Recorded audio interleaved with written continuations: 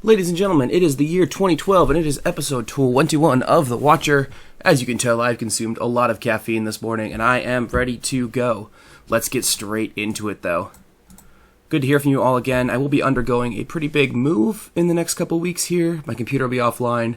I just don't know what my timing is going to look like for recording, for uploading, but I'm trying to get one in here before I have to get packed up. So, let's do this. As you can see, there are no rankings on the screen because we're a little behind in the rankings, but it's no big deal.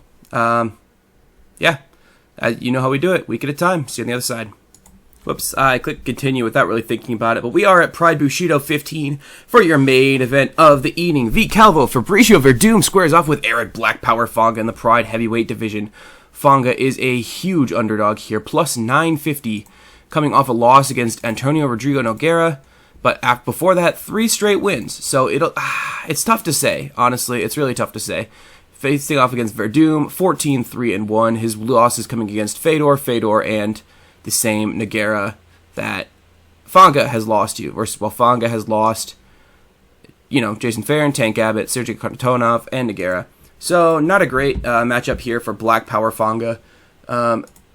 If I were him, I'd try to keep it on the feet, but I'm not him. I'm just the Watcher. Let's get into it. Yuji Shimada will be the referee. First round is 10 minutes. There may be more than that. I really struggle to keep up with the Japan. Doesn't touch gloves. Tries for a takedown. Fonga with a 1-2. Jabbing a straight right.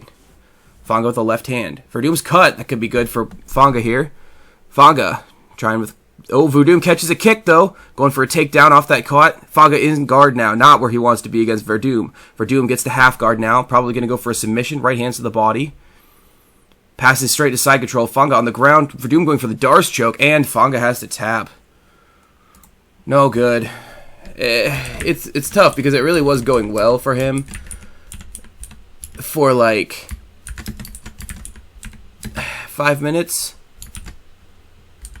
And then it was over. He got the kick caught. And yeah, it's just tough. You feel bad. You hate to see it, but it is what it is. Great fight.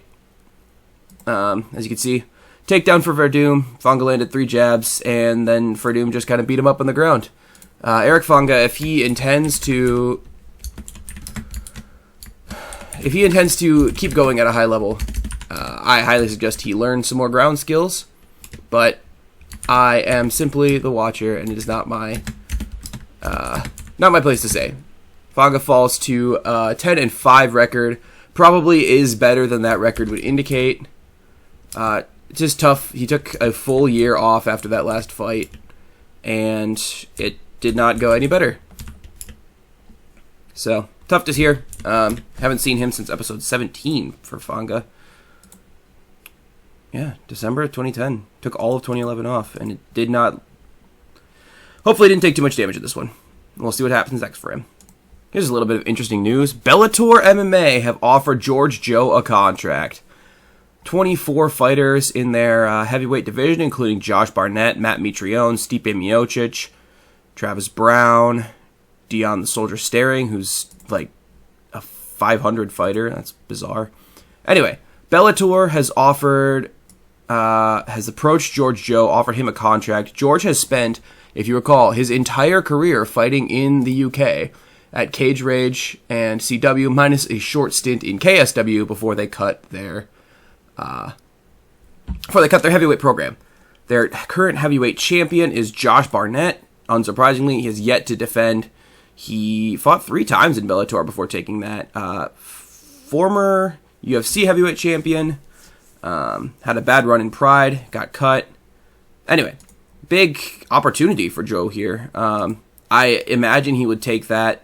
I believe Bellator is an exclusive contract place, so he would have to vacate his Cage Rage heavyweight championship.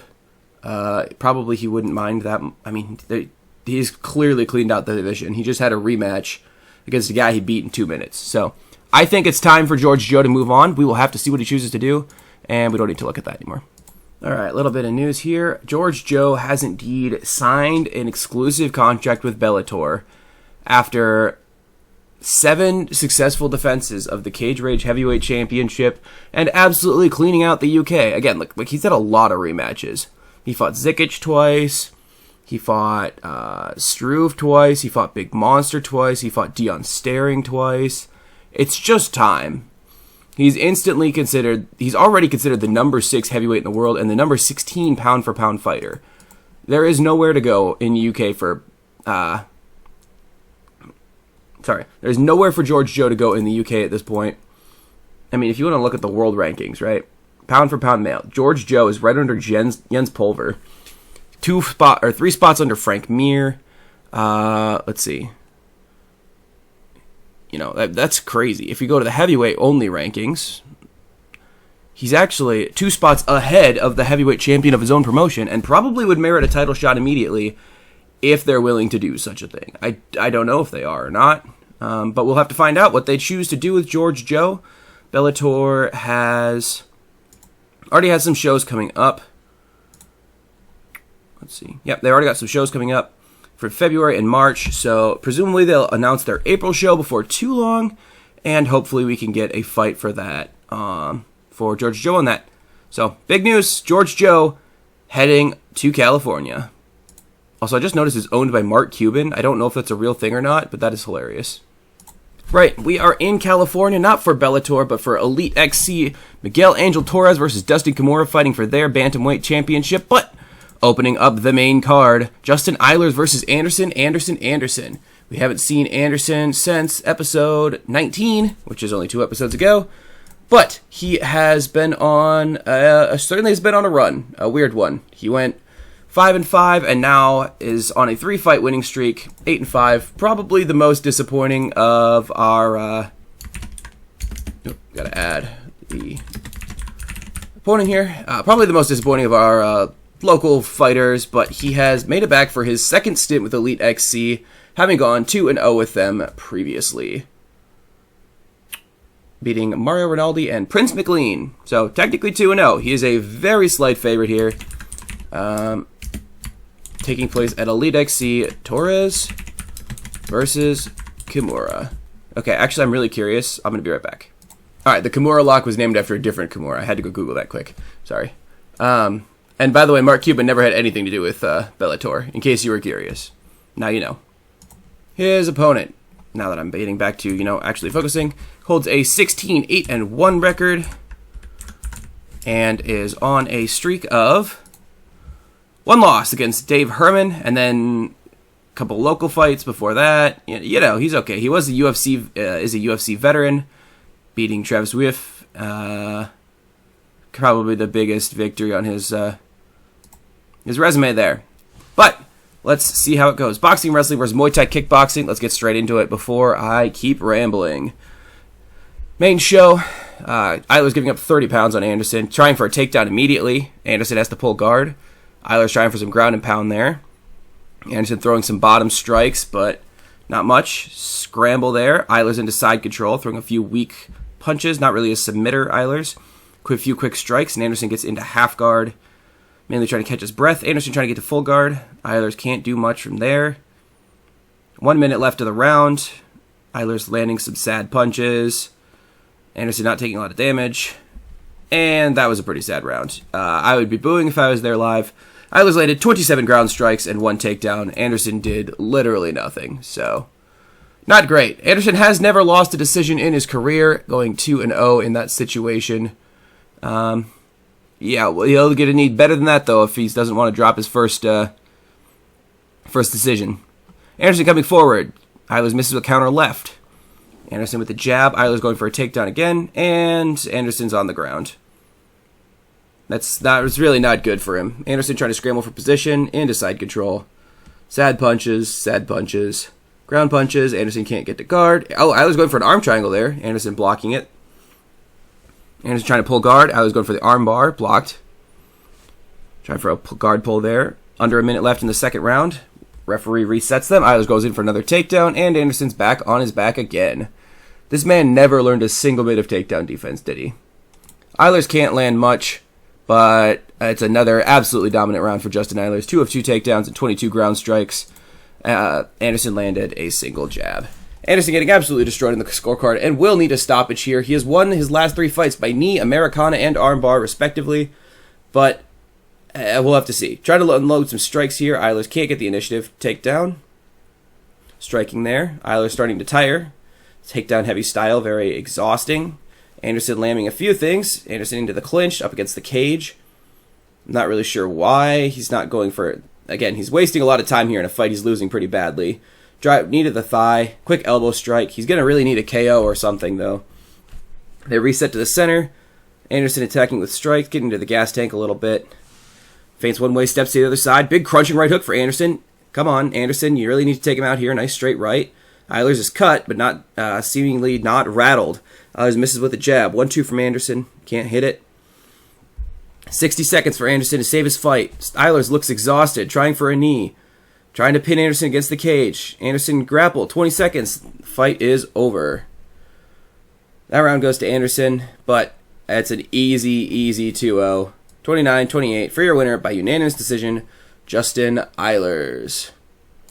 Unfortunate for Anderson, but really he can't. He really can't argue with that. A unanimous decision loss for him. Sad, but again, just a horrible showing in the first 2 rounds. Absolutely needs to rethink his takedown defense. And Anderson drops to 8-6 overall in a decent fight. Justin Eilers raises to 17-8-1, and yeah, just not great for Mr. Anderson. Breaking a 3-fight winning streak for him, and is no longer undefeated in Elite XC. Tough break. Alright, as we enter into the last week of January, we've got a little bit of news. Machado McGregor has been booked to face LeVar Johnson at Pride 76. Machado, a 6-0 fighter, making his Pride debut after vacating the King of the Cage title. Pride 76 will be facing LeVar Johnson, a 16-3 fighter. Definitely a strong record there, having lost only to former UFC champion Mike Whitehead. Dear God, why do I keep having to say that? Whoever Doug Marshall is, and it was before the game started, it looks like. No, not this one. Anyway, and Sergey Kharitonov. And he was a favorite in that one, too. So, strong fighter here. 15th ranked heavyweight in the world. Machado not on that list. So, it might be a tough one for Mr. McGregor. But we will just have to see. That's fighting, right? LeVar Johnson is a Norma's favorite. But that's fighting. Any man with 2 hands has a fighting chance. Alright, it is London calling for our next fight. Our fighters have gone 2-0 so far. By 2-0, I mean 0-2. 0 wins for the fellas today. But it's fine. You know, let's just get this next one done here. We got Grease Kuma versus Alexi Kudlin. I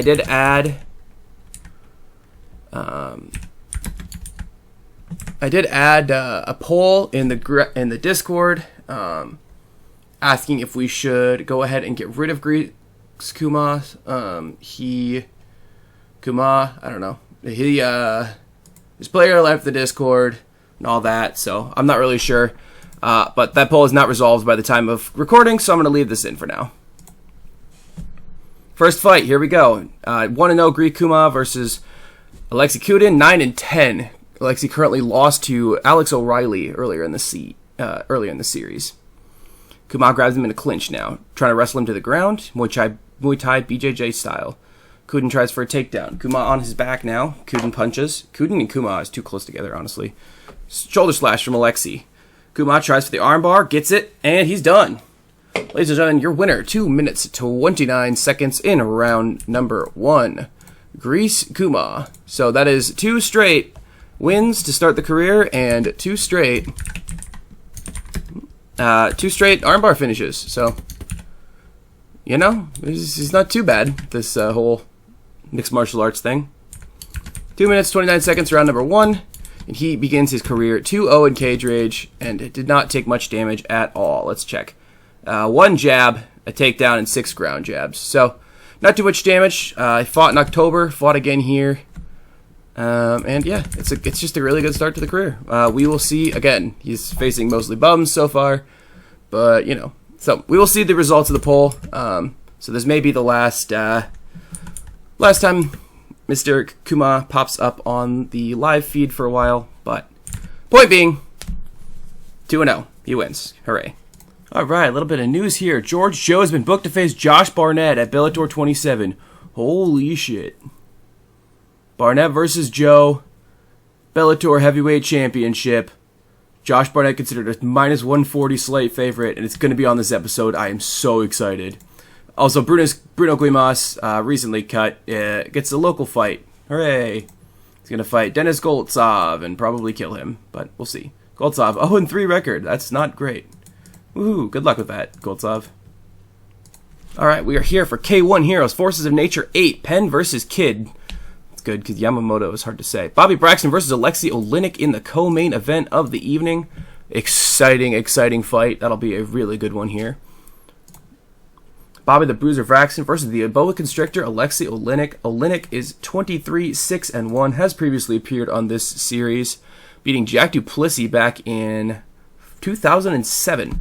So 5 years ago, he fought Jack Duplessis.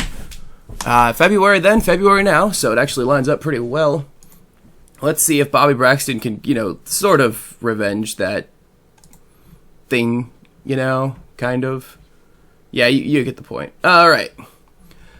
Bobby Braxton coming off 4 consecutive wins. Oleinik, 2 losses, a no contest due to his own drug test failure. Bummer. And then a win over Rico Rodriguez. Rico? I really don't know. Former K1 Heroes heavyweight champion. He beat Semi Schlitt to win it, then lost it to Heath Herring and could not win it back. Now, Alexei Oleinik, currently unranked apparently. I don't know. Bobby Braxton, 16th ranked heavyweight in the world, facing off with him now in the K1 Heroes heavyweight division.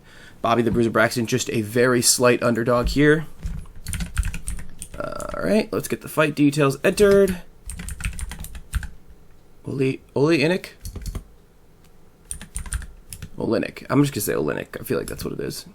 Alright, another K1 Heroes fight for Bobby Braxton. He is very, very loyal.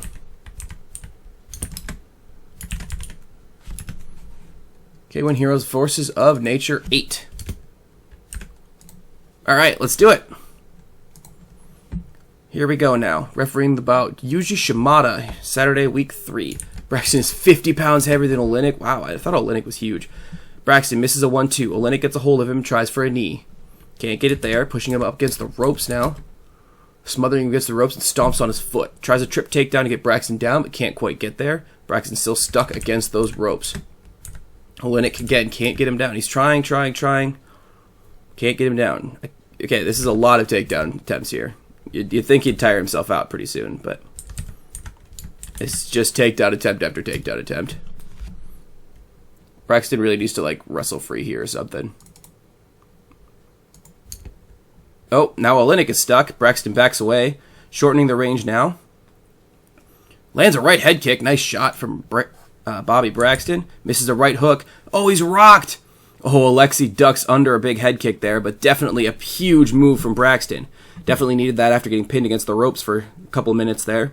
Coming together to strike. Quick kick to the lead leg. Throwing a 1-2. Oleinik's got him in a clinch, trying to wrestle him against the ropes. Not a good place for Braxton to be. He is there, though. Just struck against the ropes, extending short punches while Oleinik tries for a trip takedown.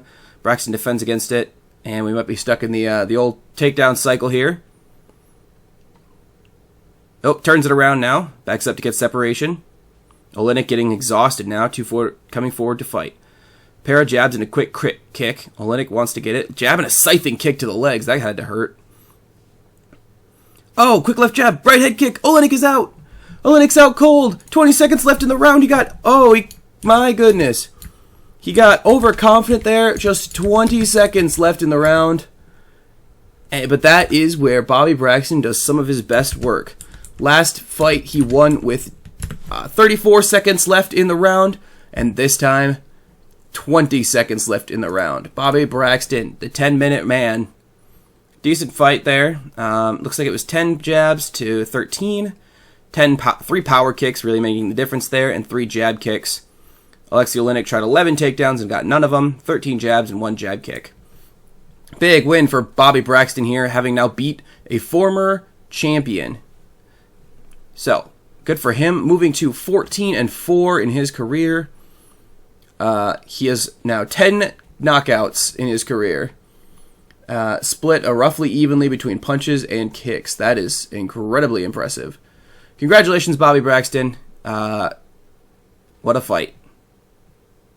Alright, little bit of news here. Anderson has left the Lions Den team. Was not that impressed by losing to Justin Eilers, dropping to 8-6. Decided to find a new team. So, can't blame the guy, right? Like, that's rough. However, the bigger news of the day that I forgot to click on. Alex O'Reilly has been booked to face Brock Lesnar. Lesnar dropped a fight to beat Guimas, but dropped a fight to Billy Willie at UFC 102. They will be facing off Brock 8-4 in his the 34-year-old on a 3-fight losing streak. That's brutal. Diverticulitis got him in the end. Lost to Roy Nelson, Cain Velasquez, and Andrei Arlovsky. Not ideal for Mr. Brock, but, you know, also has never headlined a card in his entire career, which is kind of insane. Anyhow, Brock Lesnar, he's still Brock Lesnar, 8-4, facing off against Alex O'Reilly, 15-3 in his career.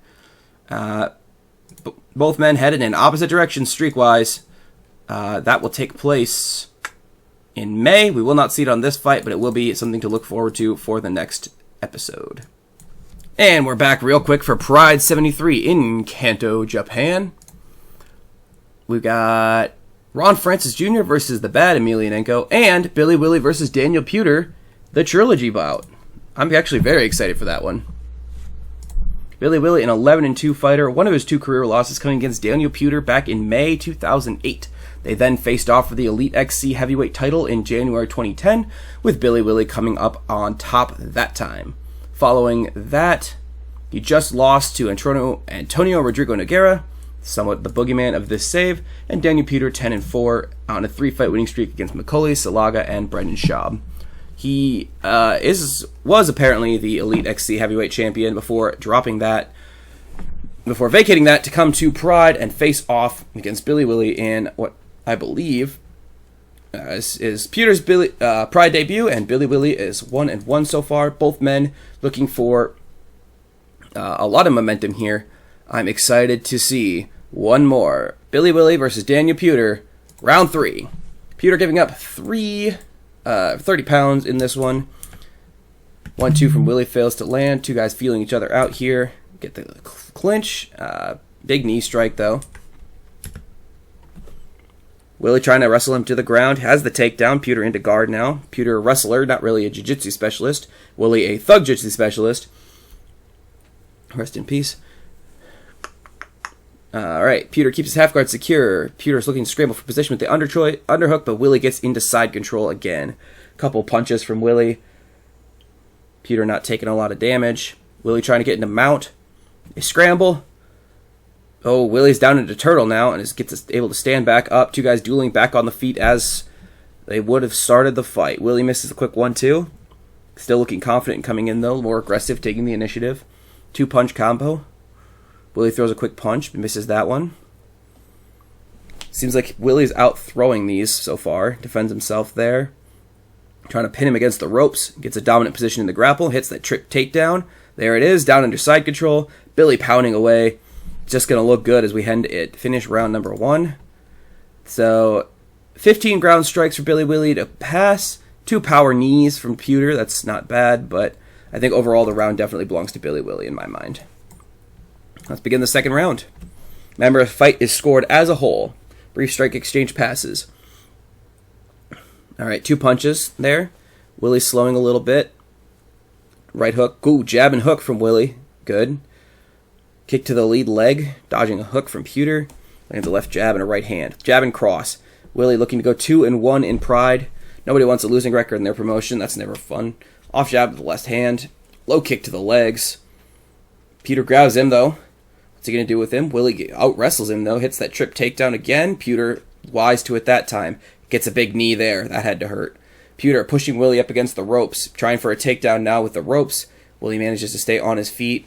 Puder again going for the takedown of takedowns as Willie's stuck against the ropes. Doing pretty well, but he's still stuck.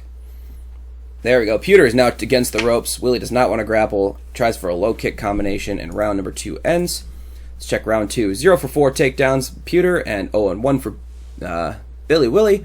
1 power punch, 3 jabs to 1 jab, 1 kick jab, and 1 power knee from Pewter. Could be anyone's game. We're gonna keep it on Billy Willie's side. Some good shots to the ribs, though. He's feeling it. One last round to call it. I would say Willie's slightly ahead, but cannot get complacent here. Willie blocks an attempted knee. Big knee strike to the body with Pewter. Oh, Pewter absolutely crunching his torso here with these big knees. Willie's stuck against the ropes, and he looks exhausted. Pewter may have played the long game here. Tries for the big takedown. Pewter gets into side control and out for the arm triangle. Willie blocks it. Pewter, though, trying to call the upset here with ground control. Trying for the Kimura. Willie fights it off, but Willie needs to counter grapple here. Can't regain his guard. Pewter trying for some quick punches. Blocks the guard, and the fight ends there. Round 3, 1 absolute domination for Pewter. 1 takedown, 1 jab kick, 3 power knees to that already injured torso. Probably took the life right out of Billy Willie, and 13 ground strikes. I'm afraid that one probably gave the initiative to Daniel Pewter, but official decisions are being reported. All 3 judges report that your winner by unanimous decision is Daniel Pewter. That is the second decision loss of Billy Willie's career. He goes now 11 and 3 overall, and 1 and 2 in Pride. That is no fun for Billy Willie, but you know, that is the way it goes sometimes. Hopefully he can learn from this and come back stronger, but we will have to see how it goes. Unfortunate for Billy Willie. Pewter rises to 11 and 4. Billy Willie drops to 11 and 3. Two men, very similar records here. But again, in the third fight, Pewter gets the edge on Willie, and that's all there is to it. Tough break for Willie. But later on in the same card, we've got another fight here. We got Ron Francis Jr., 9 and 1 fighter. Only had dropped a TKO to Roy Nelson back in Elite XC 5 years ago. Had not lost in 5 years. Versus Alexander Emelianenko. Emelianenko, a 13 and 7 record. His lost his last fight to Fabricio Verdum, but was on a 3-fight winning streak before that. It's fair. Lots of people lose to Fabricio. So let's see what happens against Ron Francis Jr. Francis Jr., a moderate favorite here. Fighters touching gloves now. Emelianenko exchange of strikes. Counter left from Francis Jr. Emelianenko again with the strikes. Another one really landing much so far. Left jab and a leg kick from Fedor. Not Fedor, good heavens. Alright, here we go. 2 minutes in. Not much happens yet.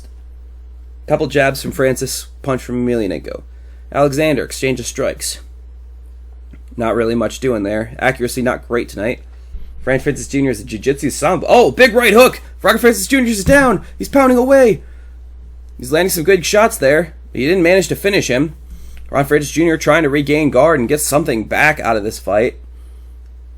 He's into side control now, can't get back to guard. Trying for an armbar now. Francis Jr. not giving up that easily. Going to guard. The referee stands him back up. Lucky break from Ron Francis Jr., who is definitely losing the eye test now. Big straight right from Emelianenko again. Trying to pressure Francis Jr. again. He's landing heavy shots now. He's getting exhausted, but Ron Francis Jr. is struggling. He's stuck in the corner now. Trying to fire off a counter jab. Emelianenko pinning him in the corner. Trying to swing on him now. Jab from Francis Jr. Oh, but he buys a big feint. Emelianenko misses his follow-ups. Big straight right there. Francis Jr. dodging the kill. Whatever that kill shot has been lurking there, Ron Francis Jr. has managed to avoid it so far, but he certainly isn't going to win a decision if he's fighting like this. Francis Jr. cut now. Emelianenko getting a little tired. Under a minute left in the first round. Clinches. Francis Jr. clinches, looking for the trip takedown. Gets the takedown. Knees him in the ribs. Maybe should go for a submission now. Can't get to good guard. Round 1 ends. 1 of 1 takedowns for Ron Francis Jr. 9 jabs, 1 jab kick, and 7 ground strikes. That's the good news. The bad news is Emelianenko hit 4 power punches, 10 jabs, scored a knockdown, 4 power ground strikes, 19 ground jabs. So Ron Francis Jr. definitely not winning this fight as we finish the first round. But fights are 3 rounds for a reason. They stop the bleeding and start the round. Francis Jr. trying to grapple now. Gets Emelianenko into a clinch. Gets him up against the ropes. Pinned now against the ropes. Emelianenko looks very tired. Maybe he gassed himself in the first round. He's gotten smushed against the ropes, but he's just kind of leaning on him against the ropes here. He's 10 pounds heavier. They reset. 2 minutes left in the round. Straight right from Emelianenko. Right cross again now.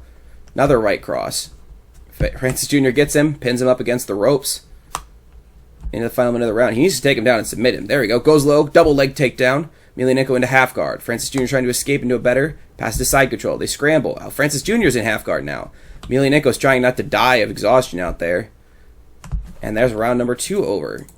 Very interesting. A takedown at 22 jabs from Francis Jr. And a ground pass. Emelianenko, 2 power punches, 5 jabs, and 5 ground jabs. If Ron Francis Jr. has another round like that, he might be able to beat Emelianenko on points. But I really think he should go for the submission here. Final round. Round number 3. Right cross lands hard from Emelianenko. Francis Jr. needs to go in and grapple. He's getting tired now. Taking shots as he tries to go this. Cuts open again. Emelianenko hits the right. Francis Jr. kick to the leg. Emelianenko looks absolutely exhausted. Francis Jr. up against the ropes now. Knee strikes to the thigh. Knee to the thigh. Again, just hitting him with those close knees. Foot stomps. Foot stomps. He's running out of time, though. He needs to go for the takedown here after he's exhausted him. Knee strike to the ribs again. Maybe he's just going to clinch and pray for the rest of the fight. I mean, there's a lot of knee strikes here. The referee resets him into the center. Emelianenko looks like he's going to fall down. Francis Jr. goes for the explosive takedown there. Can't get him down. Shoves him against the ropes. And he's just going to stomp. Oh, he goes leg sweep. Trick down. He's got a minute left. Emelianenko into full guard. Francis Jr. tries for side control. They scramble. Francis Jr. is turtled. Emelianenko trying to finish the fight. And that is it. Wow. Round 3. 1 of 2 takedowns. 4 jab kicks. 9 jab knees. And a ground pass. Emelianenko, 2 power punches, 2 jab punches, and 5 jab ground strikes.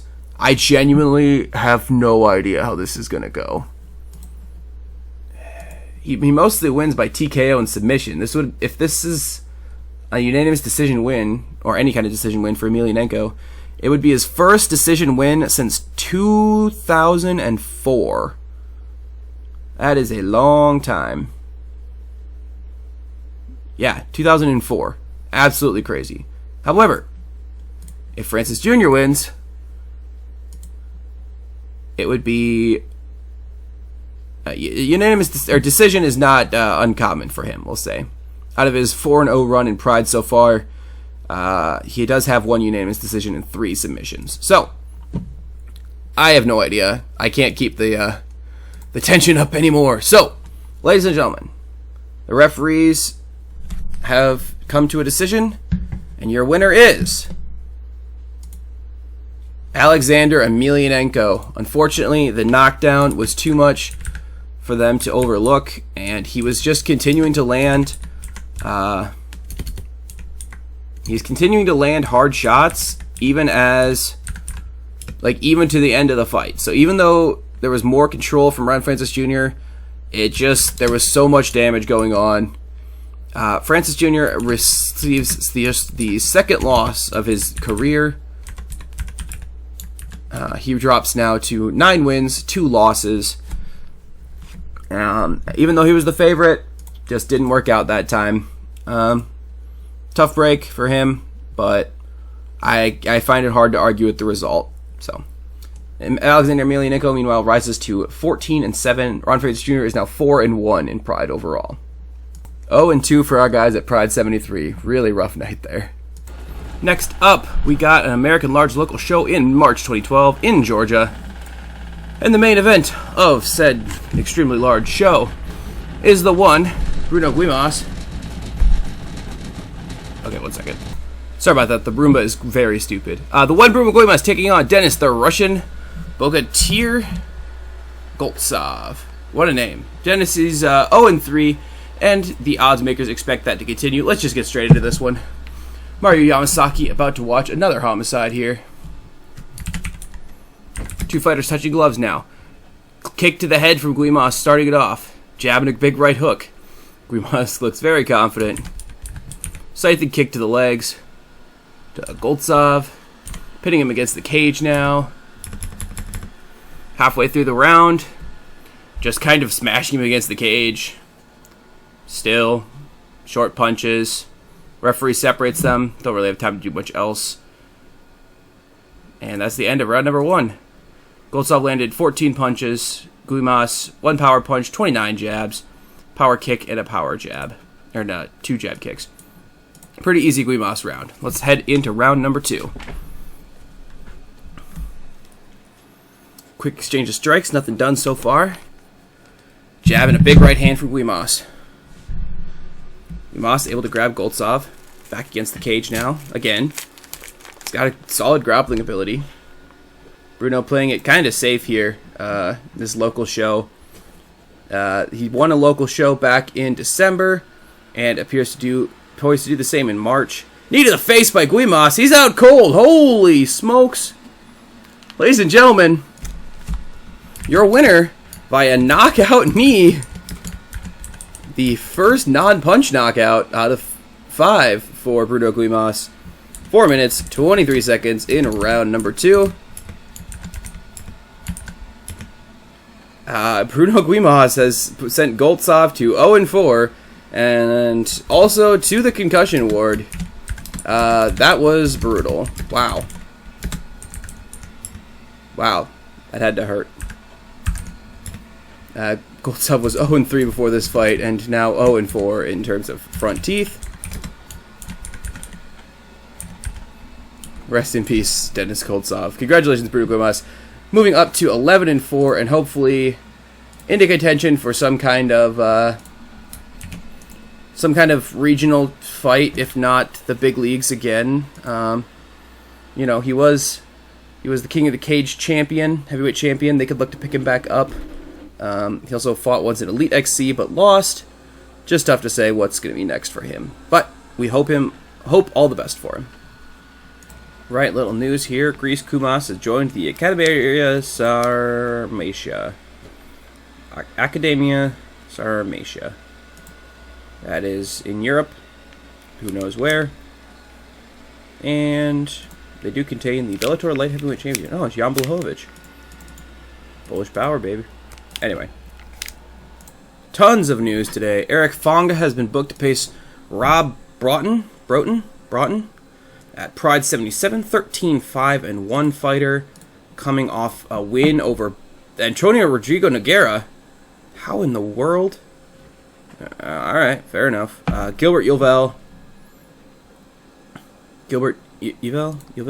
whatever. But he did lose to Billy Willie. That was his first appearance in this series. So Rob Broughton, 13-5-1, taking on Eric Fonga. Fonga, of course, lost earlier in this episode to Verdum, getting submitted against Antonio Rodrigo Nogueira and Fabricio Verdum. His place in Pride probably shouldn't be too much under threat, but, you know, it's tough. He's doing his best. Let's see. Anyway. Too much other news to hyper-focused. Jack Duplessis has been faced to fight Daniel Cormier at Pride 77. Cormier. Anyway. 1-1 in Pride so far. 3-1 in his career, getting KO'd by Tim Sylvia last time out, but having 3 victories in a row before that. Cormier, yeah, 32. Oh, he's old. Pride 77. GreyDogSoftware facing Michael Vloderic. I'm going to say Vloderic. At Cage Rage 43, and he will be facing GreyDogSoftware for the heavyweight title. He is a 4-1, all in Cage Warriors so far, but they will be fighting off for the Cage Rage title, so he'll be making his debut in that title match. Grease is 2-0 and looking to make it back-to-back-to-back victories at Cage Rage 41, 42, and title at 43. Big news for him, even though we don't love him. Billy Willie has joined Cesar Gracie Jiu-Jitsu team to train. K1 Heroes and Strikeforce have both offered GreyDogSoftware contract, and Billy Willie has left the Rofu Sport team after the unanimous decision lost to Daniel Puter. Probably won't be long before he finds another team to train with. But, oh, he already joined Cesar Gracie, which is where Junior Dos Santos is training, as well as Nick Diaz and Nate Diaz. as well as UFC heavyweight champion, former UFC heavyweight champion Mike Whitehead. So that's a heck of a team. You got featherweight champion Cub Swanson, lightweight champion Nate Diaz. This is a good team for him to be on. That's big for Billy Willie. I think that team will really help him level up what he's working on. So good for Billy Willie. A little more news now. Grease Kuma has now signed with K1 Heroes, meaning he will fight out the last Cage Rage fight, win or lose the title, and then go to K1 Heroes. Currently, of course, where is he? There he is. Bobby Braxton is residing. So there you go. Might come up even if we do get rid of him. Also, Anderson has been booked to face Alistair Overeem at Elite XC. Overeem versus Anderson. That'll be a great fight. Company ranking 2nd versus 6th. Overeem, the Demolition Man, 28-10 record on a 3-fight winning streak over Mario Rinaldi, Gilbert Yvel, and Sean McCorkle. Previously lost to Jack Duplessis and our save. So, you know, currently the 24th ranked heavyweight in the world. Also fights at light heavyweight from time to time. But anyway, Overeem versus Anderson in May. That will be a great fight for the next episode. Woo! Earl Mo has been booked to face Brett Rogers at Strikeforce. Pettis versus Edgar 2. He is on a 4-fight winning streak by knockout punch, only one of which has gone into the 2nd round.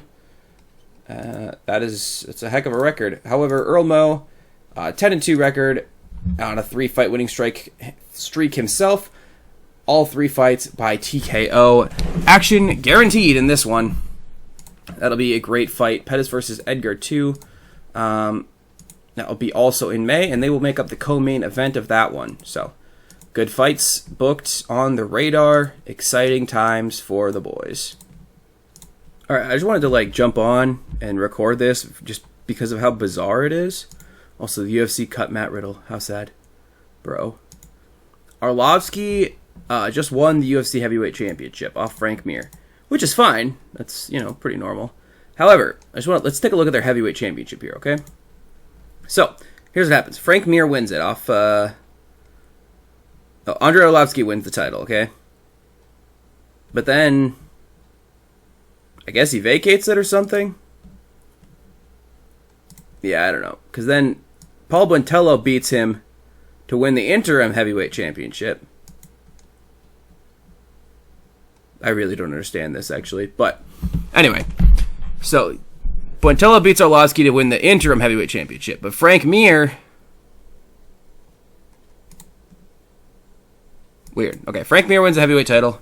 Arlovsky beats Sylvia for the interim, I guess. Then Buentello wins the interim off of Arlovsky. Frank Mir then defends against Buentello, defends against Monston, beats Arlovsky twice, okay? So Frank Mir is now 2-0 against Arlovsky. Arlovsky wins the trilogy bout off of him. Then Mike Whitehead beats Jeff Monson because, I don't know. Oh, because Arlovsky failed a drug test for PEDs. Okay?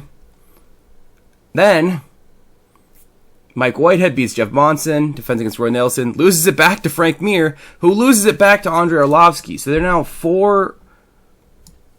they fought 4 times, and Frank Mir won the first 2, and then Arlovsky beat him twice. This is the UFC Heavyweight Championship. It's the lineage right here. So Frank Mir is now a 3-time, or Arlovsky's now a 3-time championship. Frank Mir is a 2-time championship. 2-time champion. Randy Couture was that's how we're in real life. But yeah, so we kept it in real life like Frank Mir. We started where we started, in the middle of Frank Mir's first reign. Then he lost it to Arlovsky. Vacated it because he he did drugs. Then Mike Whitehead, of all freaking people, wins it. And then Frank Mir wins it back, and then Arlovsky wins it back off of him. Make it make sense. Alright, ladies and gentlemen, the main event, I think, of the episode, and also the biggest fight we've had in a long time.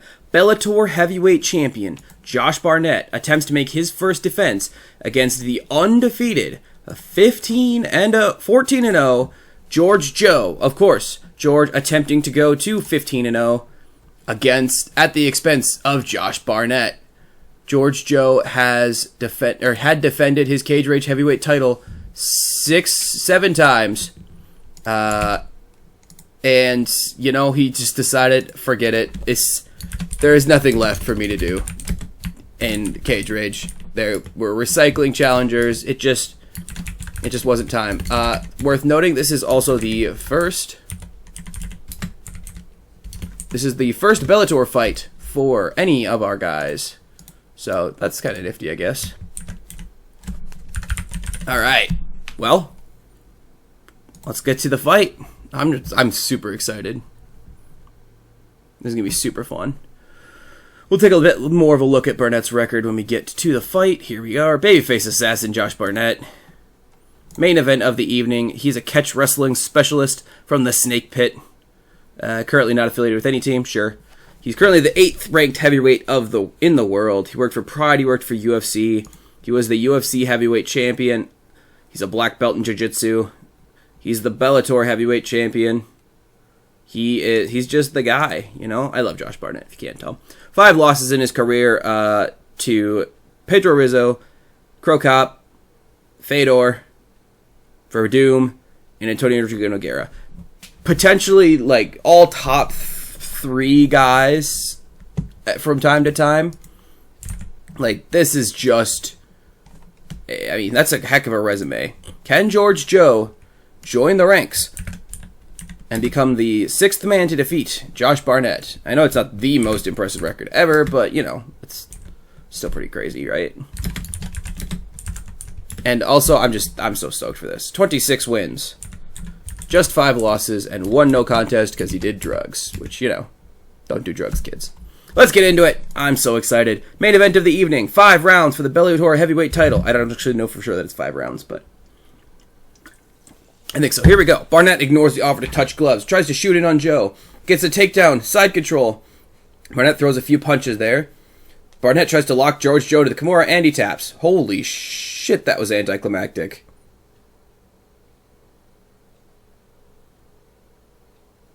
Wow. I don't even know what to say. That is a devastating loss for George Joe. The first L of his career, and it comes in just, what, a minute 17? Unbelievable. I don't even... Man. That's just rough. Okay, well, there it is. You can see the results spelled out for you. Yeah.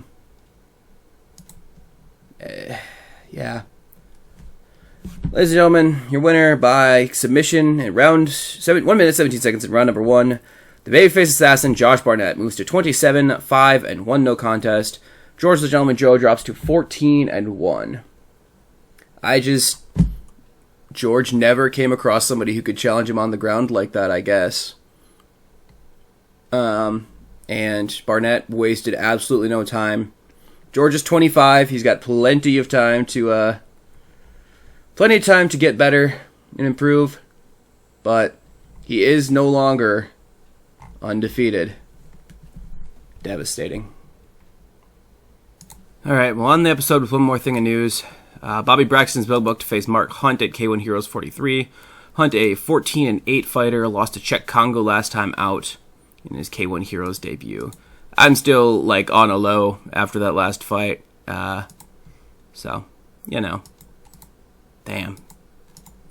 And we'll see you guys next time. Thanks for watching, as always. I appreciate you all. Have a good one.